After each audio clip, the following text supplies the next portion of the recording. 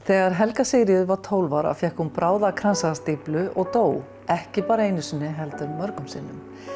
En lífið sigraði dauðann og í dag er Helga Sigríður gangandi kraftaverk.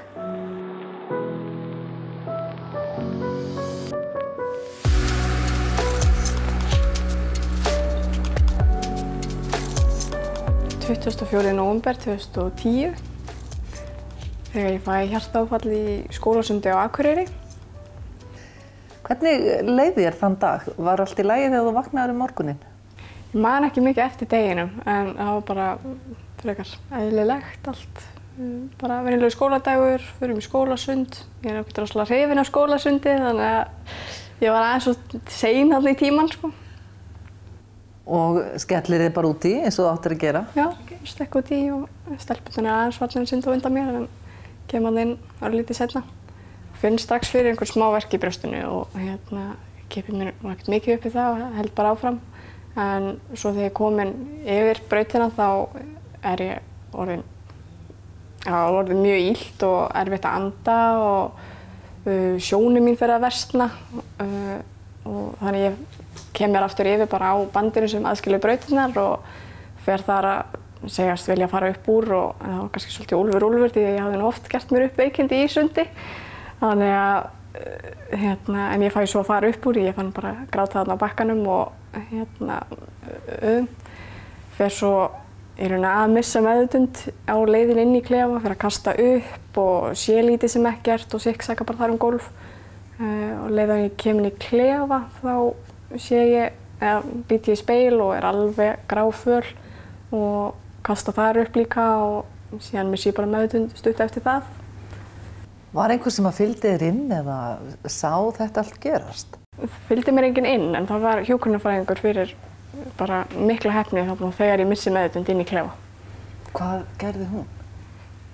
Ég held nú að hún hafi gripið mig eða lagt mig niður. Ég er ekki alveg viss því að það var bara missi ég í raun og minnið. Og það er í raun og veru sagan eftir þetta, þarna í raun og veru deyrðu? Já, eða það hafi ekki gerst stuttu seinna þegar ég komin inn á spítala, þá byrja hjartað að stoppa. Þannig að það er enn að berjast þarna? Já. Og er þá kallað þarna er einhver sem áttar sig á að þetta er alvarlegt? Strax þarna? Já, það hlýtur örugglega að hafa verið hún sem var þarna sko þegar þetta gerist, sem lét vita, en ég man svo síðan bara eftir að hafa opnað augun og mér er alveg svakalega kalt og ég sé bara, það er bara mjög bjart, ég sé ekki neitt sko og mamma er mætt. En mér liði bara eins og ég hefði sko mist meðvitund og opnað aftur augun og þá er mamma komin. En það hefur liðið einhver smá tími þar á milli. Nú, mamma er hjúkrunarfræðingur, var hún að vinna á spítalanum eða var hún heima? Hún var heima. Hún ákvað að taka með sér prjónana ef hún skildi þurfa eitthvað að stoppa. Hún fór svo bara ekki heim aftur fyrir eftir einhverja 6 vikur. Já, þannig að hún hefði prjónað ýmislegt á þeim tíma. Já. En allavega, þú ert komin hérna upp á spítalan á Akureyri og það er farið að reyna að skoða hvað þetta er. Já. Þau vissi það nú ekki alveg sko, strax hvað væri í gangi. Þau heldur fyrst að ég hafði svelgst verulega illa á vatni og sko kastað upp ofan í lungun. En því að hjartað er í raun að mig minni semi-eðlilegt þarna í sko fyrstum sinn. En síðan fer það bara að stoppa og þau þurfa að fara að hnoða mig og heldur því áfram alveg heillengi. Og á hvaða tímapunkti er svo ákveðið að fara með þetta í Reykjavíkur?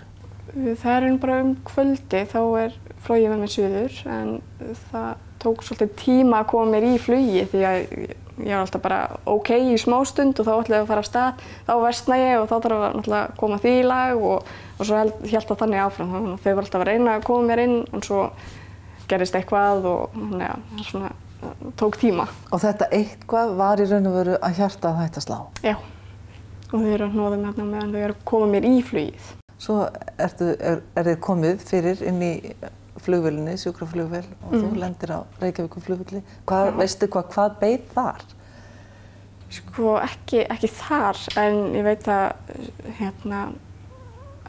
Bjarni Torfa fyrir ekki, hann beið í bara andirinu á sjúkrahúsinu eftir mér til að fara með mig beint inn á skurðdeild. Hann er hjartalæknir? Já. Þannig að það var allt gert klárt? Já, það var bara allir settir á réttan stað leið og við kemum. Þannig að það hefði örugglega ekki virkað hefði flugvöllurinn verið lengst í burtu. Nei. Heldur að hafi þurft að koma þér oft til lífsins á leiðinni suður líka? Á leiðinni var ég hnoðuð að ég held meiri partinn af fluginu, sko. En mér var bara haldið á lífi. Já. Manstu eitthvað eftir þessu? Nei. Ég man örlítið eftir að hafa opnað augun á gjörgæslunni á sjúkrahúsinu Akureyri, en síðan var ég bara svæfð. En það er bara, ég opnaði augun, það er rosalega bjart, ég sé ekki neitt í rauninni nema bara að það er mjög bjart þarna inni og ég finn fyrir að það er mjög mikið í gangi í kringum mig. Og svo eru öll háu pípin sem eru náttúrulega að fylgja allir sem tækjum og tólum. En svo man ég ekkert sko fyrir þá bara svolítið seinna. Og þú ert komin þarna inn. Hvað er gert akkurat? Ferðu strax í hjartaaðgerð þarna? Ég fór sem sagt í hjartaþræðingu og innum náran og þá er sem sagt æðin fallin saman og þeir reyndu að setja þar inn stóðunet til að halda æðinni opinni og það var ekki að ganga fyrst sinn og þau reyndu og það var ekki fyrir en þau bara reyndu í síðasta skipti sem þau loksins náðu að koma þessu neti inn í æðina. Þau voru við það að fara að gefast upp því þetta var bara ekki að ganga. En komu síðan þessu neti inn. Mamma hefur sagt mér það að henni var gefinn x tími og svo var þetta orðið miklu lengra og þá var alltaf stressið að vera meira. Því þetta tók miklu lengri tíma en hún átti von á. Svo þetta er enn eitt kraftaverkið, þau ná að gera þetta sem væntanlega þá hefur gert það verkum að hjartað gat fengið blóð. Já, blóðflæðið náttúrulega varð betra strax við þetta.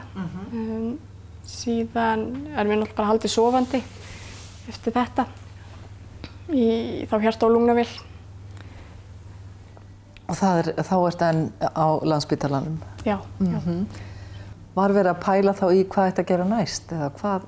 Já, það var bara verið að meta aðstæður og sjá í hvernig ástandi ég væri en síðan var það bara þannig að þau held að ég þyrfti nýtt hjarta og þá er ég send til Svíþjóðar 4 dögum eftir að þetta gerist. Því að ég var bara send þangað út því að þau held bara að ég þyrfti nýtt hjarta og þau hefði ekki gert það hér, sko. Þannig að það var bara beint út í Gautaborg á Barnaspítalanum þar. Og hvernig ertu send út? En í hjarta- og lungnavél eða? Já, í hjarta- og lungnavél. Það kemur teymi frá Gautaborg og sótti okkur. Og en því miður þurftu foreldrar mín að fara með venjulegu flugi því að það var ekki pláss í þessu sjúkraflugi. Þannig að þau flugu sér bara í áætlanu flugi og vissu ekkert hvar ég væri eða hver staðan var, sko. En það var svolítið erfið tilhugsun. Já. Og svo lendið þið þarna í Gautaborg og hvað tekur við þar? Í rauninni þá verði ég strax aðeins betri. Leið og ég er komin í Gautaborg þá fer hjartað tuðran að slá aftur sem við segjum stundum og það fer hann verði allt svona aðeins betra en ég kom alltaf bara að fylgjast með því og ég var þarna í 2 vikur haldið sofandi og svo fer hjartaðinu aðeins að tifa aftur bara og þá sjá þau ég þurfi mögulega ekki þess að hjarta ígræðslu. Hvað er svona fyrsta blikkið sem þú færð inn í lífið aftur? Hvað gerist? Hvenær ertu svo vakin? Það er þarna 2 vikur seinna, þá er ég vakin og fyrst sinn þá var ég bara nokkuð skýr og gat tala við foreldra mína og hringdi í systkini mín og svona. Og gastu talað? Já, ég talaði eins við þau og Manstu hvað var fyrsta sem þú varst spurð? Nei, ég man það ekki alveg, en ég man að ég talaði við bróður minn í síman en mér fannst hann hljóma eins og frændi minn, þannig að mér fannst það svo furðulegt og ég spurði hann nei, er ég ekki að tala við Jón? En hann var að tala við bróður minn og talaði svo líka við vinkonu mömmu minnar líka og hún sagði mér frá kettlingunum þeirra því að þau sem sagt voru nýbúin kettlinga og ég átti einn uppáhalds og þau hvað halda honum fyrir mig. Og hún var að segja mér frá honum og ég man voða lítið eftir þessu og svo við náttúrulega líka heyrt þetta oft og svona. Það hefur verið mikill léttir fyrir alla að vita að Helga var komin þarna aftur. Já, vöknuð og skýr. Já, þetta hefði getað farið allavega. En hvað gerist svo? Síðan bara hætti ég að tala. Ég dreif mig bara í skel og það næst einhver sambandi við mig. Ég held ekki augnaráði og það er þetta alveg vinkað og reyna að tala við mig. Ég bara horfði áfram eða í aðra áttina. Ég heyrði nú bara fyrst daginn að þetta gæti hafa verið bólgur í heilanum. En ég var bara að heyra það fyrst núna fyrir nokkrum dögum. 10 árum seinna? Já, ég hafði aldrei vitað hvað allir þessu er svona. En ég heyrði daginn að þetta gæti hafa verið þetta. Og mér fannst það svolítið áhugavert að heyra það núna. Og fannstu bara hvernig þú smátt og smátt fórst inn í þessa skel? Eða hvernig veistu það sér? Nei, ég veit ekki alveg hvernig það var. Það var, ég var bara ágætlega skýr í smá stund og gat talað og svo hætti ég því. En varstu meðvituð allt sem var að gerast í kringum þig? Hálf meðvituð, þetta blandast svo mikið við drauma og bara ofskynjanir. Þannig að ég átti það til að vera að reyna að elta eitthvað svona með augunum eða teygja mig upp í eitthvað en það var ekki neitt í gangi. Þannig að foreldrar mín voru bara að fylgjast með því og svo var ég alltaf svo veik í höndunum þannig að ég var kannski að elta eitthvað og svo bara misti ég kraftinn og þá bara skelltu sendurnar í eitthvað þannig að þau voru búin að setja kodda og púða allt í kringum mig svo ég var ekki alltaf að lemja höndunum í rúmið og tækinn. Veistu eitthvað hvernig þeim leið þarna á þessum tímapunkti foreldriðinum? Nei, ekki alveg en ég náttúrulega vissi ekki hvað var í gangi með mig og hvort það var í lagi með heilan á mér og heldur líka að ég væri blind því að ég var tvíeygð og erfitt að ná sambandi við augun mín. Þannig að þá, já, þau náttúrulega vissi bara ekki, mikil óvissa, það ekki að verið það. Já. En þetta hefur nú greinilega bráð að þér. Hvað tók þetta tímabil langan tíma? Þetta voru 4-5 dagar sem ég bara dró mig í skil. En ég man ágætlega þegar ég kem tilbaka því að ég vaknaði þarna inn á gjörgæslu og mjög skömmu seinna kemur einhver, ég man ekki alveg nákvæmlega hver það var og ég spyr hvar foreldrar mínir eru og ég er mjög róleg, bara hvar foreldrar mínir og mér er sagt að þau séu í næsta herbergi sofandi og svo var náttúrulega bara allar þessar græjur í kringum mig og myndir sem þau hafði hengt upp af fjölskyldunni og þannig að það var svona eitthvað kunnulegt þarna. En já, þau fóru bara að útskýra fyrir mig hvað hitt að þetta væri og ég var að spyrja um sonduna og næringuna sem ég var að fá og bara þau lýstu sem einhverju kókomjólk og sem að færi bara beint í magann og þannig að það var það bara áhugavert. Svo seinna þann dag þá átti ég að fara í einhvers konar heila skanna í rauninni til að sjá hvort það væri allt í lagi en svo bara vaknaði ég. Þannig að þetta teymi sem ætlar að koma og rannsaka í mér heilan kemur og það er bara nei, þið megið bara fara. Þannig að það var mjög heppilegt. Já. Þetta hljómar mjög sérstakt. En manstu eftir einhverju svona sérstöku bara atviki þar sem að þú varst meira með meðvitund? Í draumið eða svona blandað? Já, ég hélt nú einu sinni að ég væri gíraffi í smá stund, þannig að það var mjög spennt. Það hafði sem sagt verið á barnadeildinni úti í Gautaborg. Það voru með svona röntgentæki sem gátu fært til og frá og það var skreytt með svona gíraffamunstri. Og því ég rúllaði inn og yfir mig og að taka mynd af lungum og einhvern veginn blandaðist það í það að ég hélt að ég væri gíraffi og ég man bara eftir að liggja í rúminu og ég skildi ekki hvar allir líkaminn minn væri því hann er nú rosalega langur. Ég bara skildi ekki hvar hann væri því ég var í svo stuttu sjúkrarúmi. Já, gíraffa líkaminn þinn. Já, og svo bara slekti ég út og bara, já, það var mjög spes. En hvenær hittirðu vinkonu þína, æsku vinkonu þína fyrst? Hún kom daginn eftir að við komum aftur til Íslands. Þá kemur hún og ég er ennþá inn í þessari skel og tala ekki neitt og held ekki augnaráði. Og hún sest hliðin á rúminu mínu og heldur í hendina á mér og strjúk hana. Og svo fer hún að gráta og þá fer ég að gráta og þá vissi allir að það væri allavega eitthvað vottur af mér ennþá inni, sko, fyrst að ég skildi hvað var í gangi og tók í raun þátt í þessu. Ég man bara, hún hélt í og var að strjúka svona yfir handarbæki á mér og ég var með lítið sár og það pirraði mér svo svakalega. Alltaf þegar hún strauk yfir, ég bara, En þú gast ekkert sagt neitt? Nei, ég talaði ekki neitt. Ég bara horfði á hana og skældi með henni. Það var að eina. Þannig að þú ert flutt heim í raun og veru þarna, hvað ertu lengi út í Svíþjóð alls? 2 vikur, það bil. Og þá bara þóttu óhætt að flytja heim? Já. Það var bara allt, bara í rétta átt, sko. Og hérna hjartað að byrja að taka við sér og þannig að ég þurfti ekki þessa ígræðslu sem er alltaf ótrúlegt. Hverju er það að þakka? Veit það? Ég er bara ekki alveg viss, sko. En það var partur af hjartanum sem að sló lítið sem ekki neitt í einhver tíma. En hinn parturinn fór að draga sig saman. Þannig að það var alltaf einn svona veikari partur sem var ekki, já, bara dróð sér ekki jafn mikið saman. En það er nú komið í lag í dag.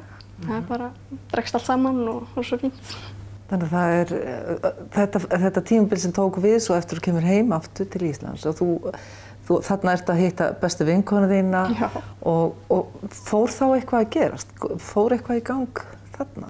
Já, það er í raun bara þarna svo sýni ég smá viðbrögð og svo nokkur dögum seinna þá bara vakna ég út úr þessari skel og fer að skilja hvað er í kringum mig og vita hvað er að gerast og hitta líka fjölskyldur minn, svo fara allir að koma í heimsókn og maður er náttúrulega bara eins og allt í einu lítið barn þarna og bara pakka inn í bómull, sko. Já. Hvernig voru allir að tipla á tánum í kringu þig, svona fannstu það? Já, ég var alltaf bara svo jákvæð og bara svona hafði svo mikinn áhuga á þessu öllu en allir aðrir náttúrulega komu bara fram með þessu ég væri bara lítið barn, sko, og þurfti rosa mikið að passa mig. Þannig að það var svolítið spes, sko.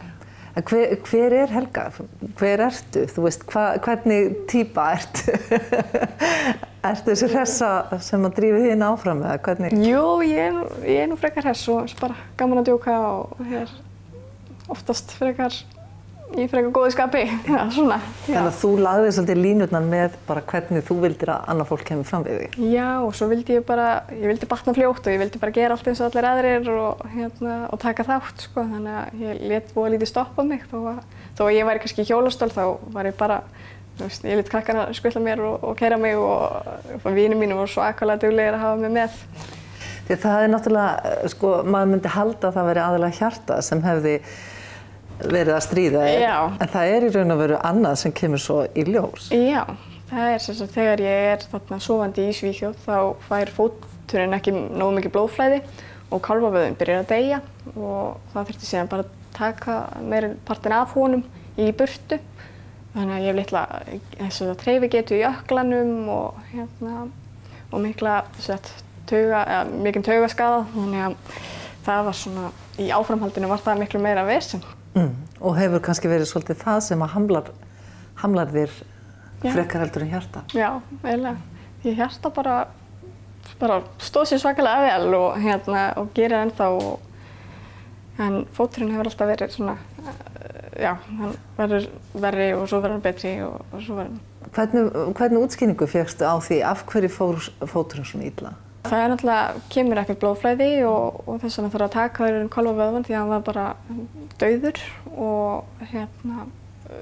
þau áttu erfitt með að loka, sko, þegar þurftu að taka svo mikið af húð og vöðva í burtu þá gátu þau ekki lokað líka öllu. Þannig að það þurftu að taka húð á lærin á mér og setja yfir sárið, þannig að maður var alveg skartaður sárum og örum alveg bara helminginn af líkamanum, sko. En ég man ekki eftir að hafa eitthvað syrgt þetta mikið því einhvern veginn, þá var þetta bara og bara einhvern veginn, maður dílaði bara við það. Það var ekki mikið sorgarferli með fótinn svona fyrst, sko. En hvernig er þetta hamlaðir í dag? Ég er búin að fara í eina aðgerð á árinu og hef verið að fara í eina aðgerð sirka á ári, síðustu 6 ár, þannig að það er alltaf eitthvað.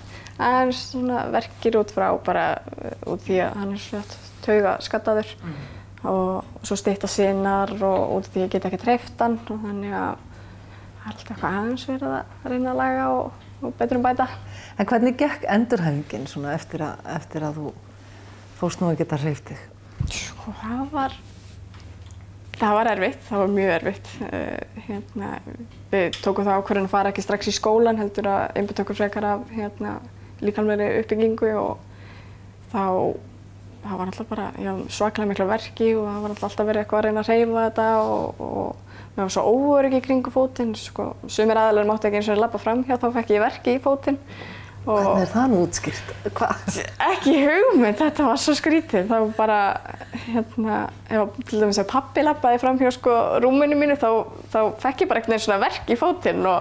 Já, þeir eru svona tengd? Já, þetta var eitthvað rosalega furðulegt. Þá dró ég hann alltaf að mér og þannig að ég var mjög mikið með hann bara í fanginu, fótinn minn, fyrst sinn því að ég var svo hrædd að reka hann í og eða einhver myndi óvart reka sig í og svona. Nú varstu mikið í íþróttum, var það ekki, áður en að þetta gerist? Ég var í fimleikum. Þú varst fimleikum. Hverju gafstu haldið áfram og hvað máttirðu gera? Sko, ég vildi fara fyrst bara í fimleika leið og ég gat, en það tók svolítið lengri tíma. En ég var samt komin í fimleika og það var ekki einu sinni orðið ár síðan þetta kom fyrir. Þannig að þá fekk ég bara aðeins að taka þátt og svona vera með. Það var alltaf lítið sem ég gat gert, en ég gat aðeins hoppað á svona stóru trampólíni og gat ekkert hlaupið.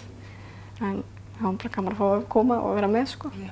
Þú er 22 ára í dag, 10 ár sem þetta gerist. Hvernig fannst þér þú sjálf breytast á einhvern hátt? Fannst þetta bara þroskast rosalega hratt við þetta. Það var alltaf gömul sál, en þá var miklu eldri þarna við þetta. Nú stundu talað að maður læri að meta hlut upp á nýtt og eitthvað. Já, ég var nú svo ung að ég held ég hafi ekki alveg náð því þarna. Það var svolítið seinna sem maður svona, ok, ég hef það rosalega gott. En ég var rosalega bjartsýn alltaf og jákvæð í byrjun á þessu öllu. Það var ekki fyrir seinna þegar maður svona kannski bjóst við að maður væri orðin betri eftir x tíma en var ekki alveg komin á þann stað sem maður bjóst við. Þá fór maður aðeins að vera svolítið blú en það var svolítið seinna sem það kom. Já. Hvernig var þér hjálpað í gegnum það? Sko, ég man að fyrst þegar ég kem til Akureyrar þá hitti ég strax barnageðlækni en ég hafði bara engan áhuga á því. Og ég fór líka til sálfræðings og svona, ég hafði bara engan áhuga á því og kunni líka ekkert að nýta mér eitthvað svo sem. Þannig að það var bara lítið reynt, sko. Ég var bara í sjúkraþjálfun og með fjölskyldunum minn og vinnum. Það var svona eina. Hefurðu einhvern tíma svona eftir þetta fundið fyrir dauðahræðslu? Eða semst hrædd, vá, ég dó, en... Nei, ég held ekki. Það var alltaf svo, ég vissi að ég hef alltaf vitað hvað gerðist og allt þetta og ég hef spurt endalausum spurningum og lesið allt þetta sem ég get fundið, sko. Mér fannst þetta alltaf bara mjög áhugavert en ekki svona dauðahræðsla. Þú nefnir hérna að þú hafi fengið svo góðar upplýsingar. Var þetta ekki alveg, kynntist ekki alveg ógrynni af læknum og hjúkrunarfræðingum og sjúkraþjálfurum? Já, einhverjir mjög minnisstæðir? Jú, Tómas, hann var náttúrulega kom rosalega mikið af þessu og var mjög duglegur að hafa samband við mömmu og pappa meðan allir þessu stóð og duglegur að hafa samband. Við erum að tala Tómas Guðbjartsson. Já, Tómas Guðbjartsson og síðan hef ég rekist á hann líka nokkrum sinnum bara í vinnunni og alltaf mjög gaman að hitta hann og við ætlum að reyna að finna tíma þegar betur hentar að fara upp á sjúkrahús og fá svona að skoða hvað þetta gerist og svona sjá þeirra hlið á þessu. Það væri svo gaman að heyra það. En þú kynntist Ölmu Möller, var það ekki líka? Jú. Og ég hitti hana einmitt líka fyrir tilviljun daginn. Það var mjög skemmtilegt bara á þessum tímamótum. Og bara æðislegt að fá að hitta þetta fólk sem alltaf bjargaði lífi manns. Alveg ótrúlegt. Hvernig er lífið þitt í dag? Það er svakalega fínt. Já. Já, það er svakalega fínt. Hvað ertu að brasa? Ég er að vinna í Epli, ég er þar í fullu starfi og við kærastum minn vorum að kaupa okkur hús. Þannig að við erum bara að vinna í því að gera það, drauma heimilin okkar og það er bara svakalega skemmtilegt verkefni. Þú bjóst á Akureyri sem krakki og þú ert flutt í Hafnarfjörði. Já, það var æðislegt í Hafnarfirði. Já. Bjóst nú aldrei við þessu. Þannig að var einhver sérstök ástæða fyrir því að þú vildi fara eða flytja eða vildur breyta til? Nei, það var lítið. Bara, einhvern veginn bara gerist. Já, eins og maður gerir bara. Já. En hvernig svona, þú ert að vinna í Epli og hérna, þú ert líka einhvers staðar að þjóna stundum, er það ekki? Jú, ég hef verið á Fjallkonunni og Tapasbarnum, en hérna, já, mér finnst það mjög gaman. Ég var þar lengi á Tapas og fór síðan á Fjallkonunni þegar kærastinn minn var að opna þann stað. Og þannig að bara þér líður vel, þú finnur ekkert fyrir hjartanu nema að það er það ekki bara ennþá stærra og betra heldur en það var? Jú, það er bara orðið þetta miklu betra og og þarf voða lítið að pæla í því. Ég er ekki á neinum hjartalyfjum eða neinu og þarf voða lítið að hugsa um hjartað sko núna í dag. Aðalega bara fóturinn sem hefur verið vesen annað slagið en er betri núna. Ég fór í aðgerð fyrir nokkrum mánuðum. Það er bara sko.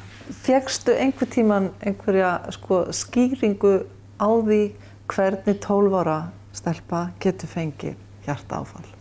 Það var ekki vitað alveg strax hvað hafi olli þessu, en það var sérst hálfu ári seinna sem að þá kom svo mikið örvifur inn í þetta stóðnet sem við sett inn í æðina sem féll saman.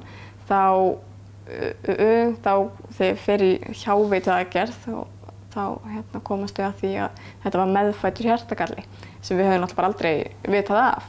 Þannig að það allt í einu bara brestur þessi æð sem var líka á villsum stað og það var bara það í rauninni. Við bara höfðum ekki hugmynd um þetta. Svo bara var þetta eins og tímasprengja sko. Þetta er mjög sjaldgæft. Já, jú. Við erum 2 sem hafa lifað af þessa tegund af hjartaáfalli. Það var þá ég 12 ára og 14 ára indverskur strákur.